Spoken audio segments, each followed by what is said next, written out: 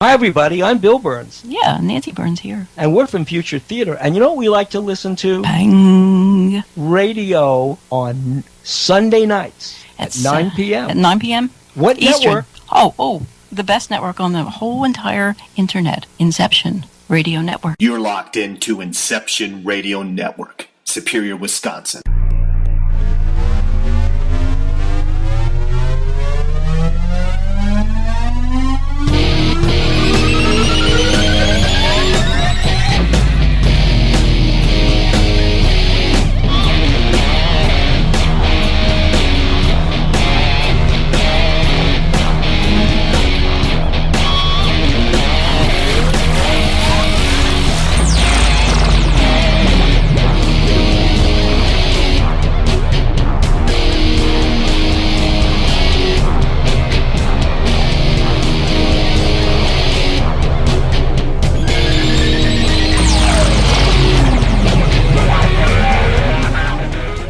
Get ready to pang your head. Your radio host for Pang Radio, Mike Lucas.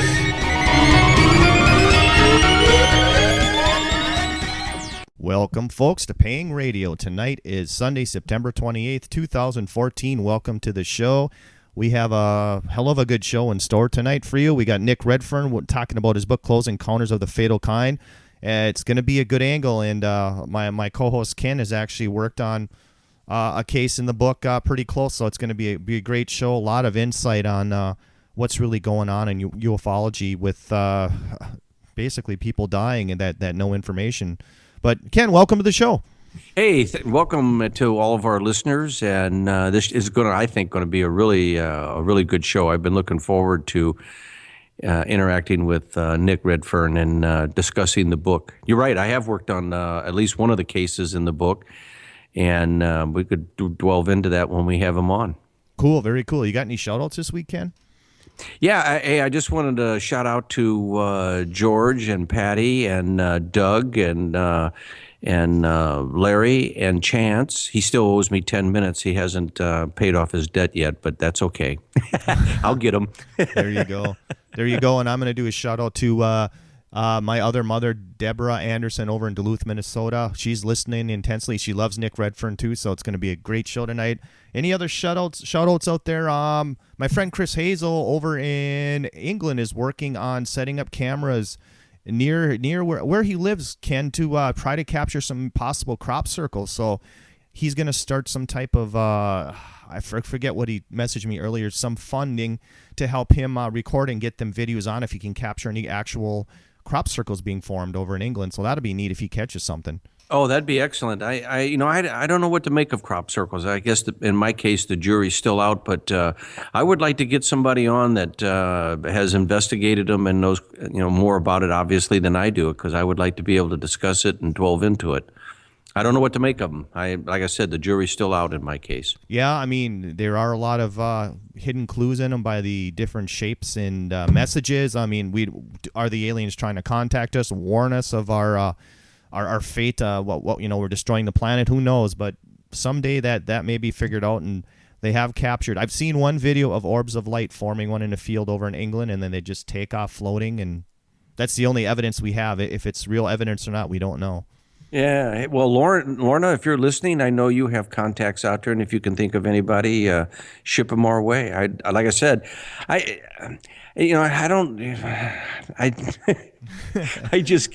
get really befuddled to think that aliens would communicate with us by scribing pictures in a wheat field or a barley field or a cornfield. I mean, I don't know. You look at some of the ancient scribblings on cave walls and stuff, and some of those crop circles emulate that. Yeah, yeah. And I was watching a documentary this week on the Inca stones. Some pretty weird stuff too, with men with telescopes looking up in the sky, carved on these rocks. Yeah. What's up with that? I like I said, it befuddles me to to get on crop circles. It's one of those enigmas that I really don't know a whole lot. I want to know more. I want somebody to come on that knows a lot more so that we can discuss it and maybe enlighten me. So if your friend over there in England can capture some being made, that would be pretty cool. That would be neat. And if any of our listeners have any ideas for crop circle researchers, you can email us at inceptionradionetwork@gmail.com or email us at pangradio@gmail.com if you have any ideas or actually have contacts of researchers. I mean, sometimes, you have your well-known researchers, but sometimes that guy that's out there that really doesn't want to be known sometimes finds some evidence that he's just not willing to share, but maybe we could, break into something brand new. Yeah, absolutely. And it's a lot of it is just getting your boots on and going out and doing the legwork and the field work and examining what kind of evidence that you have. That empirical evidence is out there. It's a matter of just, like I say, putting on your shoes and going and doing it. Mm-hmm. And speaking of that too, Ken, a few years back, you were up in Pennsylvania and you had your little encounter with what the so-called Sasquatch or Bigfoot, didn't you? Yeah, MJ, that was one of those things that I spend an awful, my entire life, I have spent probably 98% of it outdoors. I'm a big outdoor, I like to hunt and fish. I like to be outside. And up until that point, I was one of those, there's never been a body found, and I'd never seen anything in all of my trampings across Canada, Alaska, the Rocky Mountains, the Grand Tetons, Northern California, Washington, Oregon. I've camped out in all those places. I never heard or seen anything to indicate to me that a critter of the sorts existed. And then I go to Western Pennsylvania, and it wasn't even in the reason why we were there. I mean, I was there to investigate a huge flying triangle that had been seen by 25, 30 people. One of the witnesses was a Pennsylvania state trooper, so I was going to go interview him. I mean, that was the reason for me going, to be honest with you, because there was a lot of aerial activity going on. And you're right, I stumbled into something that I now know that there is at least a critter out there that I don't know if Sasquatch is the proper name, because what I saw was more human than ape. Mm-hmm. And what you said, Ken, too, by the way he ran the other way, he was taking very, very large steps. Oh, hey, I would love to get that boy into the NFL. Okay. There are some teams that could use a running back like that. Well, I was within 12 feet of him. Mm-hmm. And we had, we were eyeball to eyeball basically for about 20 seconds. What was interesting about that encounter, MJ, is that to this day, and I say I do not know if that's the correct anatomy. Mm-hmm. I didn't see anything to indicate male or female. So, mm-hmm. It's just my biased male coming out when I say he. But he was just as surprised to see me as I was him. We caught each other, basically with our pants down. It was one of those freak chance encounters, and it was like, holy shit. Right. And I've relived that experience probably 10,000 times, and I look at the drawing that we had a forensic FBI artist, Marilyn and Dick set that up, and so she sketched and did a damn good job of what I saw.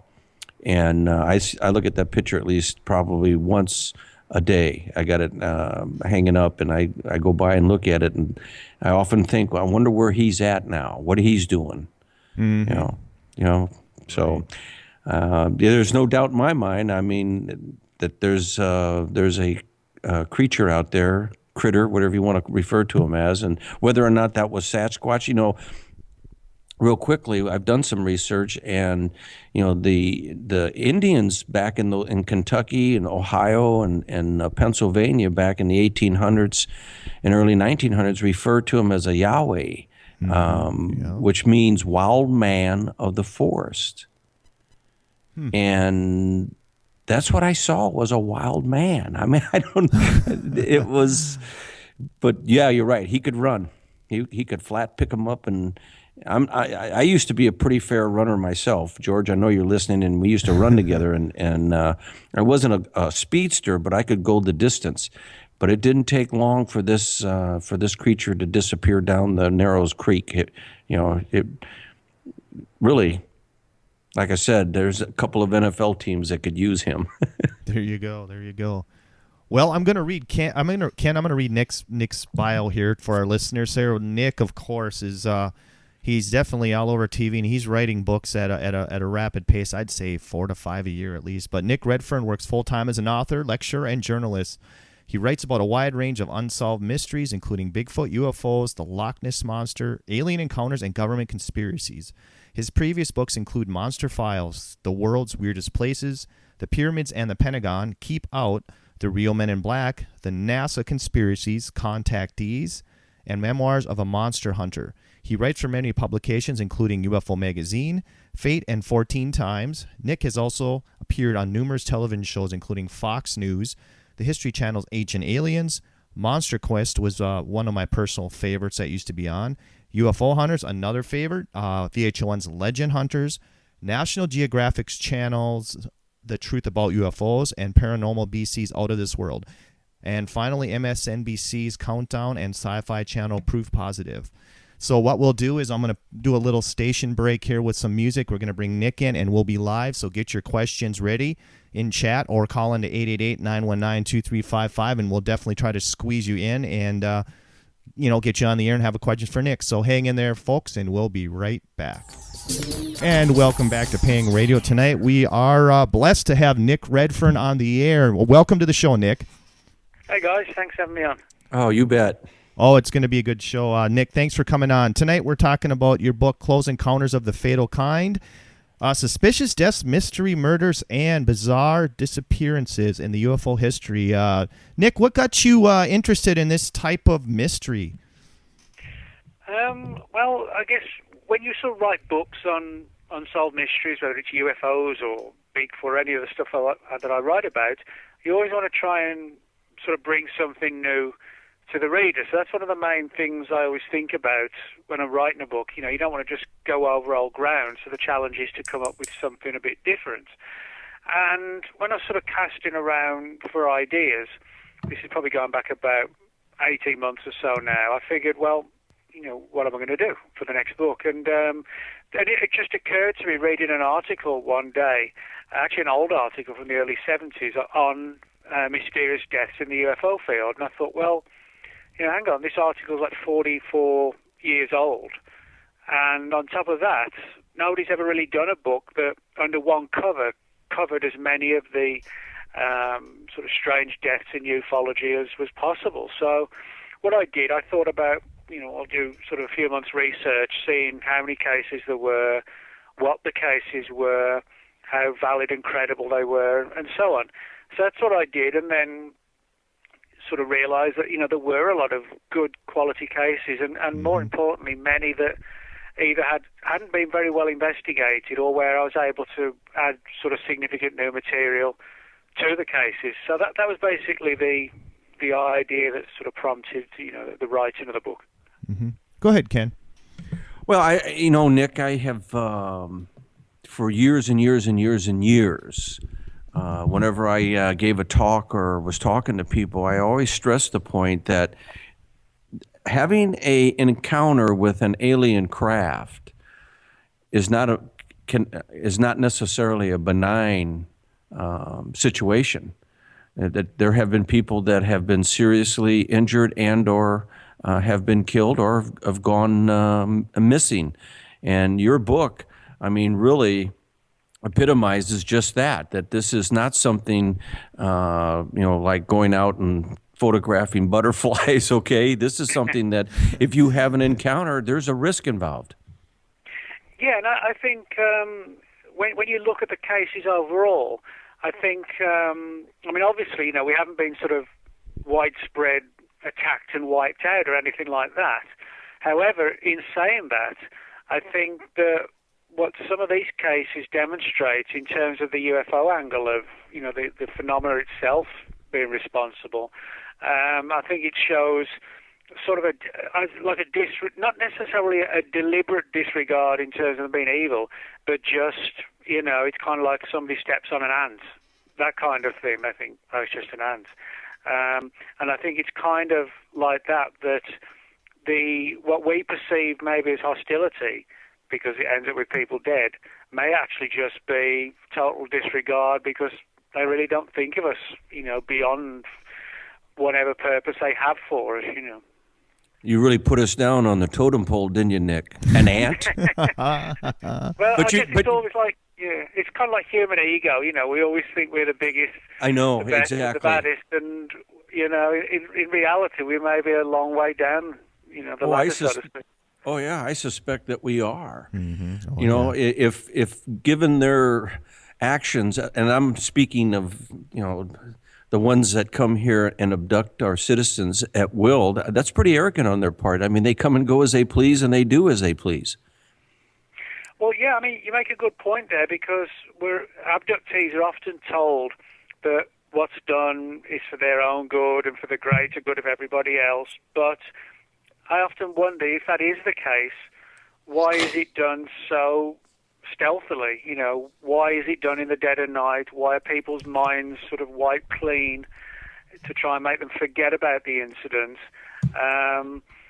I know a lot of people, I've spoken to abductees who have a very positive feeling about their abduction scenarios, but I can't help having this sort of nagging feeling that it's actually more for their benefit than ours, and might not really be to any of our benefit.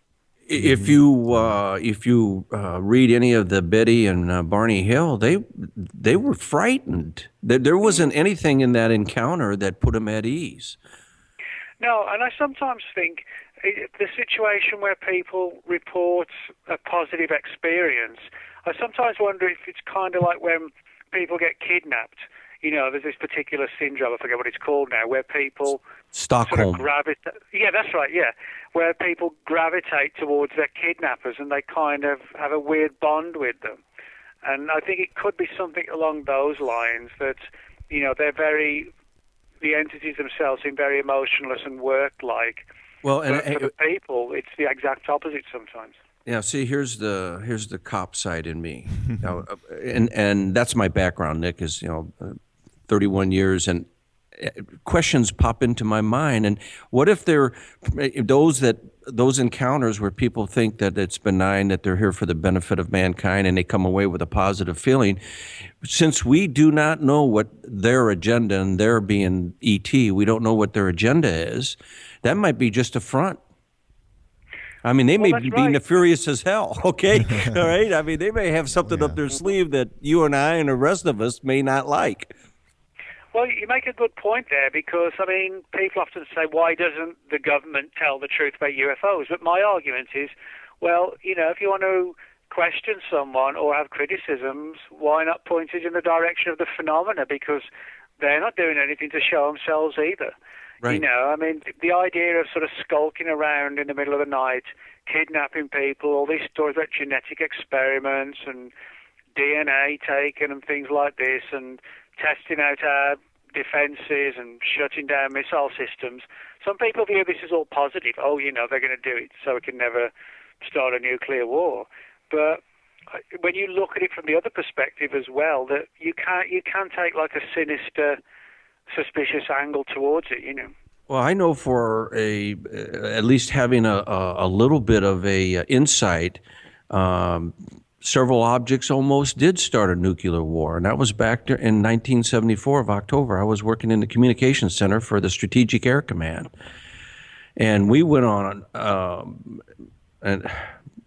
one alert below where let's put it this way, the bombers were going to their fail-safe points, and the missile silos, the hatches had been opened, and launch codes were being given out. I mean, that's how serious this situation was, and the objects that came into our airspace and flew out of our airspace really didn't give a rat's ass if we were going to go to. At least that was my impression. But I was just a sergeant, and I was on the low end of the totem pole, but I happened to be in the communications room when that happened.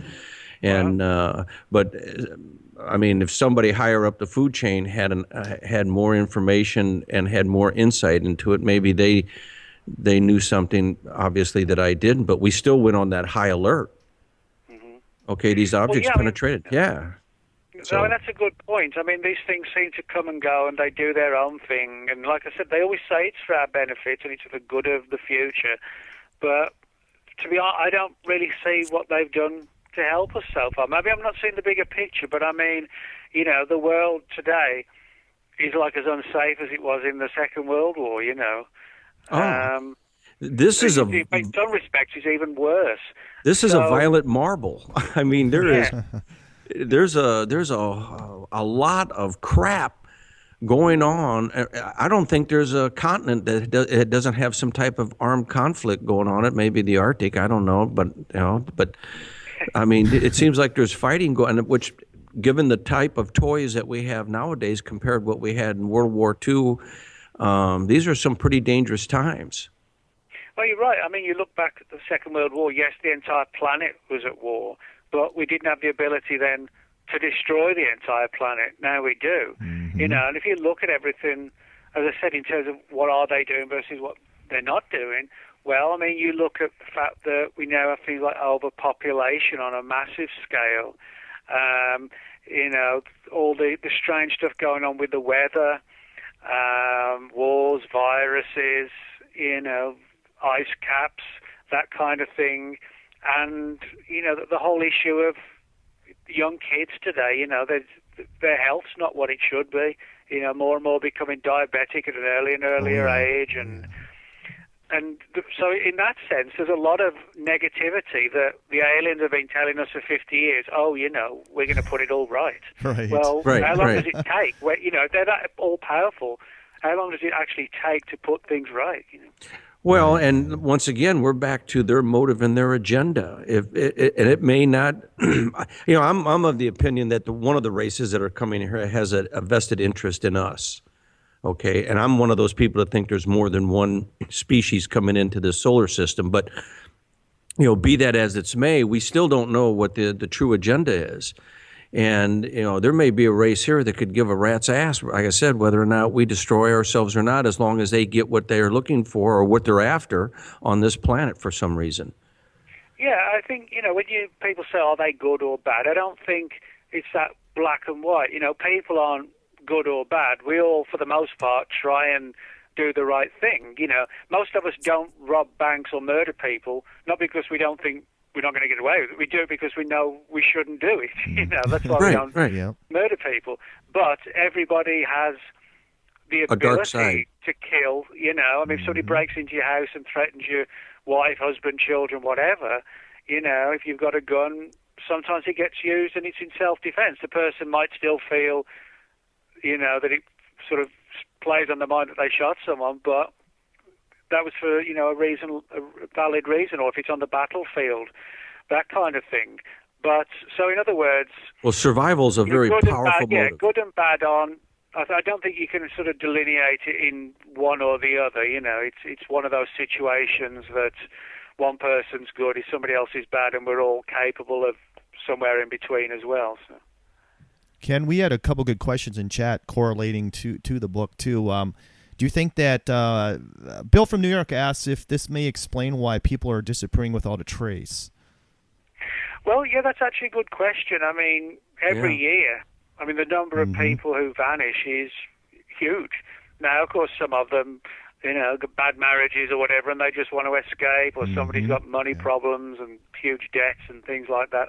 They vanish. And I'm sure most of the reports have down-to-earth explanations. However, in saying that, I think, you know, we can look at the bigger scale and see that some people just vanish and do not come back. And you put that on a global scale. You're talking a lot of people, a lot of humans. Yep.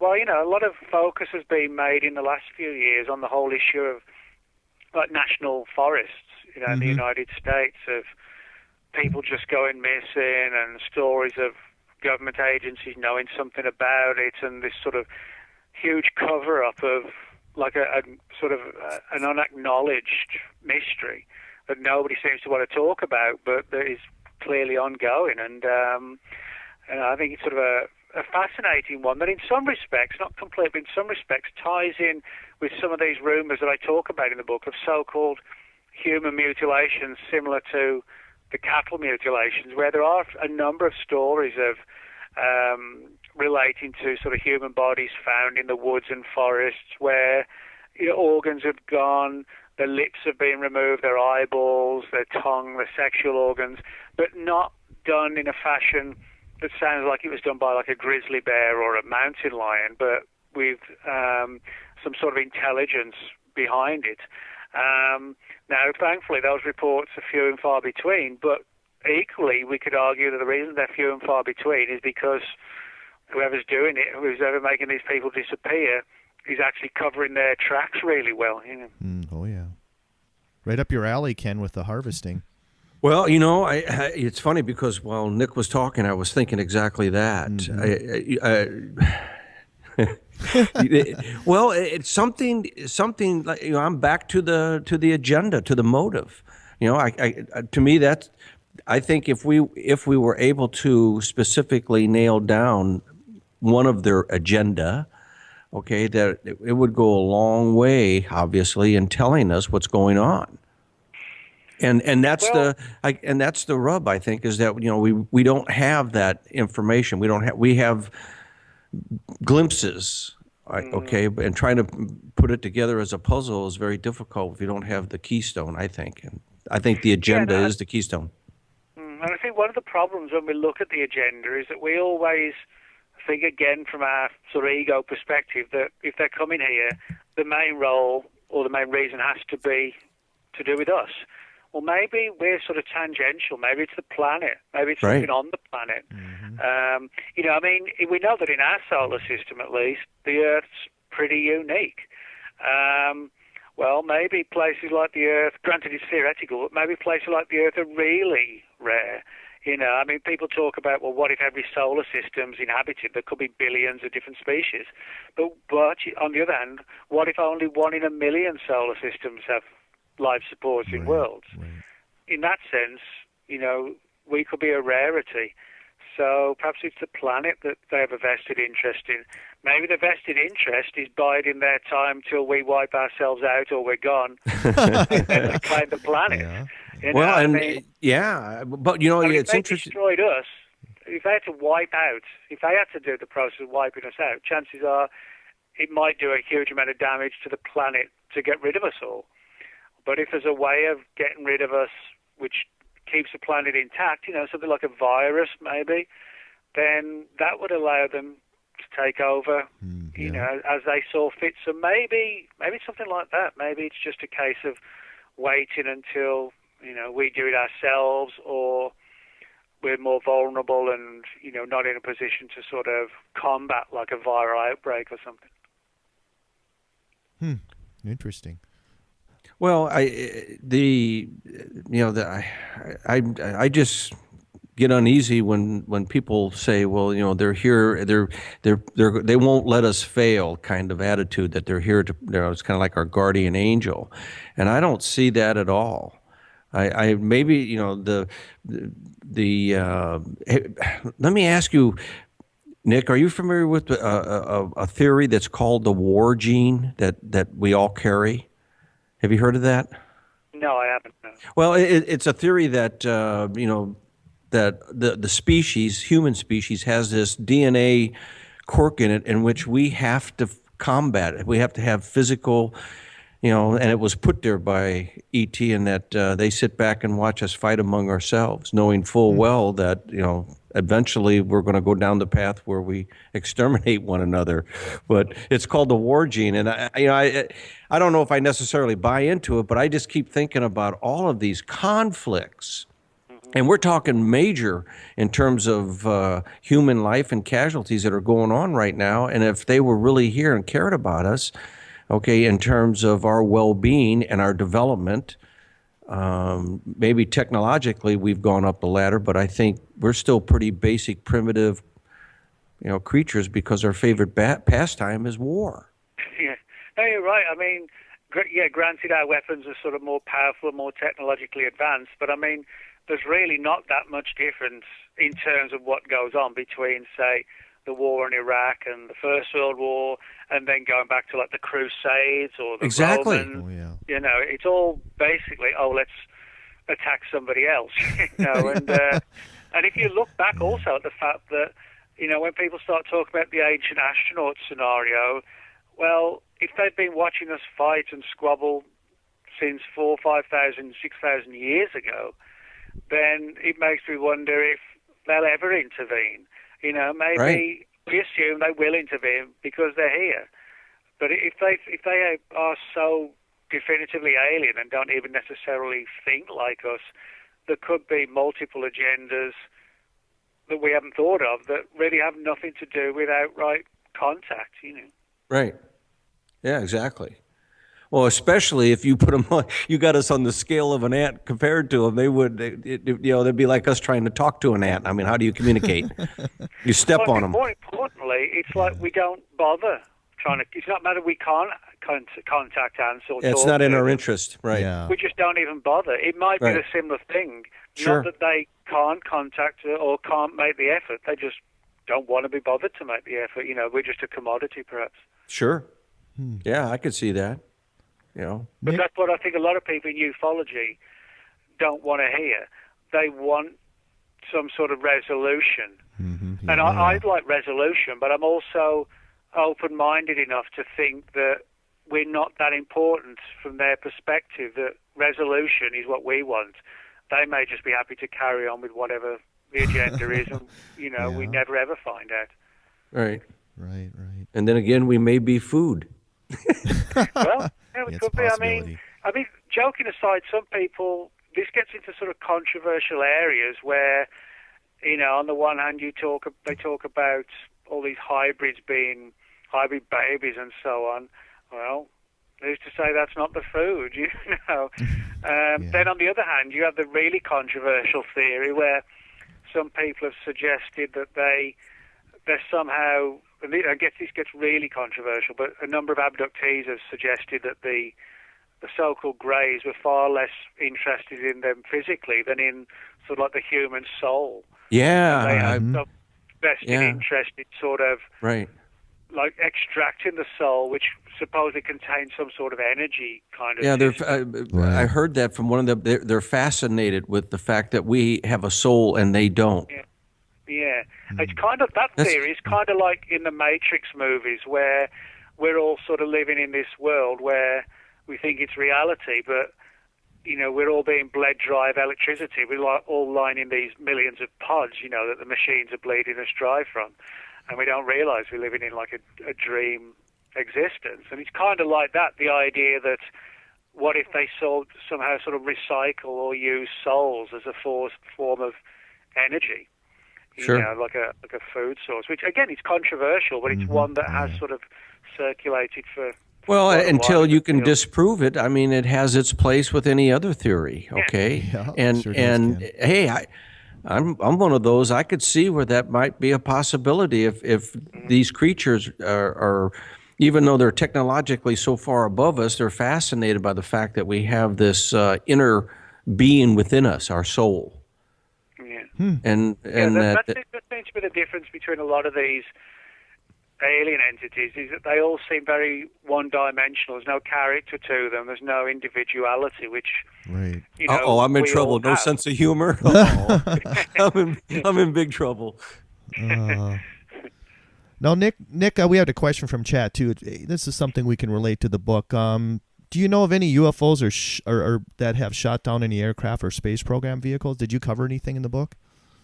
Yeah, I actually talk about quite a few cases in the book of aircraft disappearances and sort of vanishing acts and things like this. And certainly, without doubt, one of the most fascinating cases was one that occurred in November 1953. And this involved an F-89 aircraft piloted by a guy named First Lieutenant Felix Moncler. And he took off from a base called Trow Field. Now, that's Traux. And basically what happened was that he was vectored onto some sort of unknown target flying over Lake Superior. And he couldn't see anything visually, but ground personnel were tracking this object on radar. And as Moncler got closer to the object, he was able to track it on radar as well. And the ground crew vectored him closer and said, "Okay, just intercept it and see what it is." I mean, it was a stretch, but there was a concern. Mm-hmm. What if it was some sort of Russian spy plane that had sort of drifted off course, or worse, was it something, like penetrated our defences or whatever? And what happened was that the two blips on the radar at the base actually merged into one. And the initial thought was they collided. That was the obvious thought, and come down in Lake Superior. So literally immediately, an emergency response team of aircraft was sent out with powerful sort of flashlights and beams, etc. And ships and boats that were on the lake were asked to sort of help as well, and just look around. Can you see any wreckage, anything like that? Nothing was actually ever found. No telltale wreckage, no gasoline or oil slicks on the surface of the lake, no wreckage, nothing came floating to the surface at all. For all intents and purposes, the aircraft was literally gone. Mm-hmm. The crew were gone, and the other blip, whatever it was gone as well. Now, what makes this really weird is that I mentioned this occurred on the night of November 23rd, 1953, and Moncler's plane took off from this place called Trow Field, which is in Madison, Wisconsin. Mm-hmm. Well, it turns out that was actually the second event of the day. On the morning of the 23rd, an identical plane, an F-89 Scorpion aircraft, flying out of the same base, plummeted to the ground and killed the pilot and the radar operator. It actually crashed in like a swampy pool lake type area. A number of people reported seeing a flying saucer in the direct vicinity at the time, and obviously the plane wasn't taken away, the crew weren't kidnapped, but it's sort of, to me at least, beyond coincidence that there should have been two incidents across 12 hours from the same base, the same type of aircraft, one in which the crew were killed and the other one in which the crew just vanished. So that's sort of, for me, is one of the best, not best in terms of what happened to the crew, but best in terms of credibility of showing that there have been cases where planes do seem to have disappeared at the hands of UFOs. Yeah, that's right in my backyard. I'm on the western side of Lake Superior, and that happened over on the eastern side. I believe it was in the Canadian part of the lake, I think, Nick? Yeah, one explanation that was put forward was that could it have been some sort of Canadian plane, and that was mooted until the Canadian civil hang on. You're saying it was one of our planes, but we actually didn't have a plane in the area. And even if we did, why aren't we missing one, and where's the wreckage? I mean, they even had divers, going down to the extent that they could to try and see if anything could be seen at all. And there was just not a single thing. So it was a very, very weird case that still hasn't been resolved, sort of 61 years later. Mm-hmm. I was thinking while you were talking, was it, I'm not pronouncing his name right probably, but Freddie Valetic out of Australia? Valetic, out of Australia. Well, no, that's a good one. I mean, that's like a classic one. Frederick Valentich, this young pilot, who he actually got his pilot's license as a teenager, and he's only 21 when he vanished in 1978.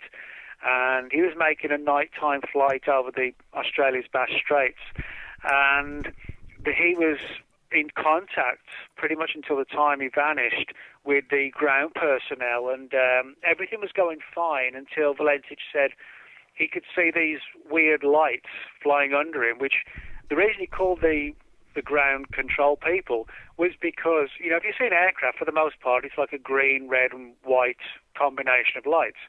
And they're flashing off and on and so forth. Well, this object had a number of just like white lights, and there was no sort of flashing or anything like that at all. He couldn't figure out what configuration of the lights were or what sort of aircraft would have lights like that. All he could make out for a while was the lights. But then he said the object closed in on him, almost like playing a game of cat and mouse and toying with him, and got very close. At one point, it appeared to be hovering over him. What it was actually doing was keeping an identical speed with him. And that's when Valentich got really sort of frightened and again said to the ground personnel, are you tracking this? And they said, no, we're just tracking you. Then suddenly there was this weird, like a metallic, almost screeching or groaning kind of thing down the lines. And that was the last that was heard of Valentich. His plane was never found. He was never found. Again, like with the 53 case, no wreckage on the ocean, Right. no oil, no gasoline, nothing. And so the only saving grace is that a couple of years ago, through Australia's Freedom of Information Act, the entire file on the Valentich case was declassified. And I mean, it's a huge file, like inches thick. And I said the only saving grace is it shows that the Australian Department of Transport really did the best they could to try and solve it, for the sake of the family and so on. There wasn't a cover-up or anything like that. It was just, they tried their best, but there was just nothing. It was just a big mystery. But that case sort of eerily kind of parallels the Lake Superior one. Mm-hmm. Mm-hmm. I'm going to throw another case at you, Nick, too, from the book of the Cash Landrum incident. And Mr. Storch here has done quite a bit of work on that himself. So, Ken, go ahead. I'm going to turn it over to you and go at it. I reinvestigated the Betty Cash, Vicky Landrum, and I want to say I had the opportunity to interview both ladies about 6 hours apiece in their own home, and they were upstanding, righteous women, and I believe 110% of them that they encountered something out there on the Texas farm to market road, a 2-lane blacktop highway out in the middle of nowhere, and they were irradiated. This was not, Nick, what's really interesting is that when I was interviewing Betty Cash, and she was sitting on her couch and she looked at me and she goes, she kept calling me Detective Ken. And she goes, Detective Ken, she said, and I was active law enforcement at the time, but she said, it was the most beautiful thing I had ever saw. And she looked right into my eyes. She goes, I truly thought it was the second coming of Christ. I thought it was Jesus Christ coming back. It was a brilliant white diamond. That's the reason why she got out of the car. Okay? And she got severely irradiated. Yeah. Go ahead, I'm sorry. No, I was just going to say you're right. I mean, that's sort of a fascinating case because you've got credible witnesses. It wasn't that long ago, and so the people could be interviewed, and it has so many weird aspects to it. The fact that the shape of the object, for a start, like this weird diamond glowing object, was almost, I won't say unique, but it wasn't sort of the average thing. And then you have this report of a squadron of double rotor helicopters almost immediately in the vicinities, if they were searching for it or chasing it or trying to rein it in, so to speak. And then the irradiation and the ill health of the witnesses and attempts to try and identify who these helicopters belong to. And I mean, it sounds like a perfect story for the X-Files, but except it was 100% true. And right. It's one of those sort of classic cases like Rendlesham or Roswell that has so many strands and credible aspects to it that something clearly significant and weird happened. And just so for the benefit of our listeners, it severely affected the health of all the witnesses that were involved. In fact, Betty Cash and Vicky Landrum succumbed to their radiation poisoning. They're both passed away. Yeah, that's one of the aspects of the case. That's why I mentioned it in the book, because the illnesses and then Betty Cash death and so on. It was a very ominous case. Yeah, it wasn't certainly. I go back to my statement earlier in the show that UFO encounters are not necessarily benign. In fact, there's a lot more to indicate that it could be hazardous to your health, I think, and we only know of those cases that have come to light. To listen to the rest of this interview, please go to InceptionRadioNetwork.com and register for the Insiders Club. What is the Insiders Club? The Insiders Club is our premium content, what you've just listened to. Now, what you've just listened to is a preview of that premium content. The Insiders Club is how we pay the bills. It's how you support IRN. You join forces with IRN to get the truth out there. Now, a lot of our content is free. I mean, most of our content is free. All of our live shows are free. If you go to our archives, the vast majority of our archives are for free. But to pay the bills, to help make sure this network stays alive, stays viable, we offer those who really love our radio station, our network, and our shows an ability to support our network and become a part of IRN. Actually join forces in helping us get the truth out there. Now, how do you do this again? You go to InceptionRadioNetwork.com and you subscribe for the Insiders Club, and you'll have access to all of our archives, including this show, the rest of the show. A faster way of getting there, go to the description below this video and click on the link. And like I said, you'll be joining forces with IRN. You'll have availability of all of our content, and we really appreciate your support. Thank you.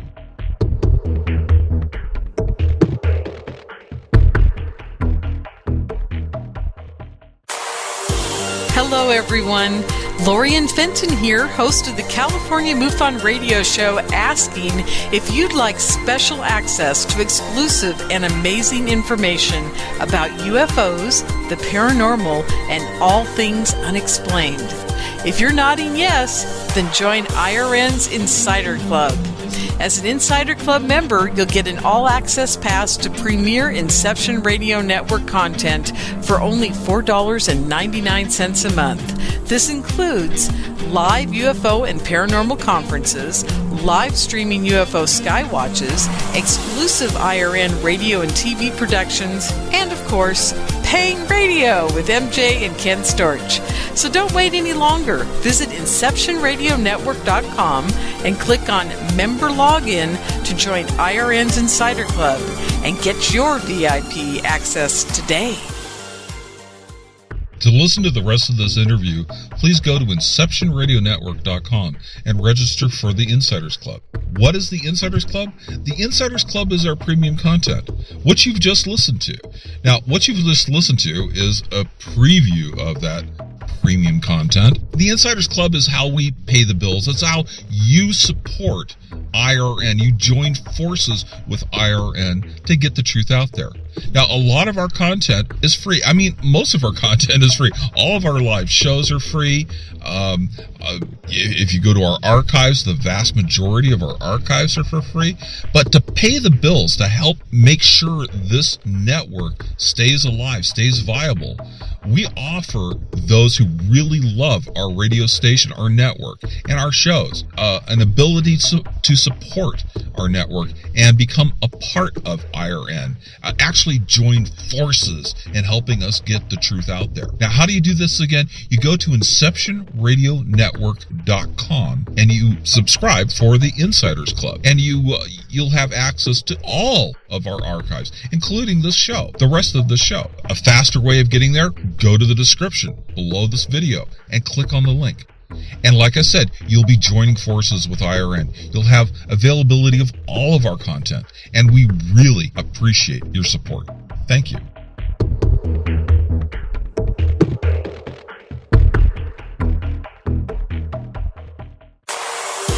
Hello, everyone. Lorian Fenton here, host of the California MUFON radio show, asking if you'd like special access to exclusive and amazing information about UFOs, the paranormal, and all things unexplained. If you're nodding yes, then join IRN's Insider Club. As an Insider Club member, you'll get an all-access pass to premier Inception Radio Network content for only $4.99 a month. This includes live UFO and paranormal conferences, live streaming UFO skywatches, exclusive IRN radio and TV productions, and of course, paying radio with MJ and Ken Storch. So don't wait any longer. Visit InceptionRadioNetwork.com and click on Member Login to join IRN's Insider Club and get your VIP access today. To listen to the rest of this interview, please go to InceptionRadioNetwork.com and register for the Insiders Club. What is the Insiders Club? The Insiders Club is our premium content, what you've just listened to. Now, what you've just listened to is a preview of that premium content. The Insiders Club is how we pay the bills. It's how you support IRN. You join forces with IRN to get the truth out there. Now, a lot of our content is free. I mean, most of our content is free. All of our live shows are free. If you go to our archives, the vast majority of our archives are for free. But to pay the bills, to help make sure this network stays alive, stays viable, we offer those who really love our radio station, our network, and our shows an ability to support our network and become a part of IRN. Actually join forces in helping us get the truth out there. Now, how do you do this again? You go to InceptionRadioNetwork.com and you subscribe for the Insiders Club, and you'll have access to all of our archives, including this show, the rest of the show. A faster way of getting there, go to the description below this video and click on the link. And like I said, you'll be joining forces with IRN. You'll have availability of all of our content, and we really appreciate your support. Thank you.